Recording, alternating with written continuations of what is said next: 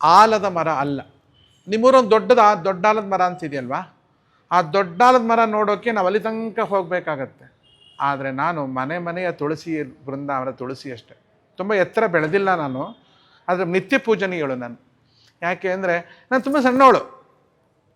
ದೊಡ್ಡ ಆಲದ ಮರದಷ್ಟು ಇದ್ದಾರೆ, ದೊಡ್ಡ ಸನ್ಯಾಸಿಗಳಿದ್ದಾರೆ, ದೊಡ್ಡ ಯೋಗಿಗಳಿದ್ದಾರೆ, ದೊಡ್ಡ ಆಸ್ತಿಗಳನ್ನೆಲ್ಲ ಮಾಡ್ಕೊಂಡಿದ್ದಾರೆ. ಅಷ್ಟೆಲ್ಲ ನಾನು ಮಾಡೋಷ್ಟು ಯೋಗ್ಯತೆ ಇಲ್ಲ ಅಂತ ಅಲ್ಲ, ಅದೆಲ್ಲ ಮಾಡೋಕ್ಕೆ ಇಷ್ಟ ಇಲ್ಲ. ಯಾಕಂದ್ರೆ ನಂಗೆ ಆಲದ ಮರ ಆಗ್ಬಿಟ್ರೆ ಅಲ್ಲೇ ಹೋಗಿ ನೋಡಬೇಕಾಗತ್ತೆ, ಟೈಮ್ ಇರುತ್ತೋ ಬಿಡುತ್ತೋ ಗೊತ್ತಿಲ್ಲ.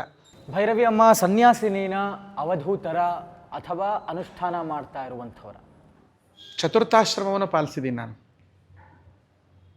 ಬಾಲ್ಯದಲ್ಲಿ 72 ಲಕ್ಷ ಗಾಯತ್ರಿ ಜಪ, 3 ಪಟ್ಟು ಅಷ್ಟಾಕ್ಷರ ಮಹಾಮಂತ್ರ ಜಪ, ಅಗ್ನಿಕಾರ್ಯಾದಿಗಳು, ನಂತರ ಯಥಾಶಕ್ತಿ ಗೃಹಸ್ಥಾಶ್ರಮ, ಆಮೇಲೆ ಅದು ಸ್ವಲ್ಪ ದಿವಸಗಳ ಕಾಲ ನಡೆಯಿತು. ತದನಂತರ ನಾನು ವಾನಪ್ರಸ್ಥಾಶ್ರಮ ಮಾಡಿದೆ. ವಾನಪ್ರಸ್ಥಾಶ್ರಮದಿಂದ ವಿದ್ಯುಕ್ತವಾಗಿ ಪರಮಹಂಸ ಸನ್ಯಾಸವನ್ನು ತಗೊಂಡೆ.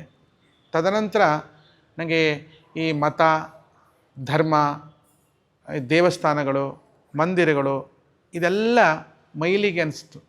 ಆ ಮೈಲಿಗೆಯಿಂದ ಹೊರಗೆ ಬರಬೇಕು ಅಂಥೇಳಿ ಆವವೇಶದೊಳು ನಿಂದರು ಸರಿಗೆ, ಆವರೂಪದೊಳು ಬಂದರು ಸರಿಗೆ, ಆವವೇಶದೊಳು ನಿಂದರು ಸರಿಗೆ, ಆವರೂಪದೊಳು ಬಂದರು ಸರಿಗೆ.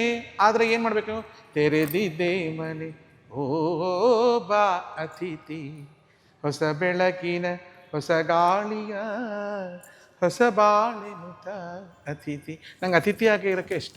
ಅದಕ್ಕೆ ನಾನು ಸನ್ಯಾಸಿನೂ ಬ್ರಹ್ಮಚಾರಿಯೂ ಹೌದು, ಗೃಹಸ್ಥನೂ ಹೌದು, ಸನ್ಯಾಸಿಯೂ ಹೌದು, ಅದನ್ನು ಮೀರಿದ ಅವಧೂತೆಯೂ ಹೌದು.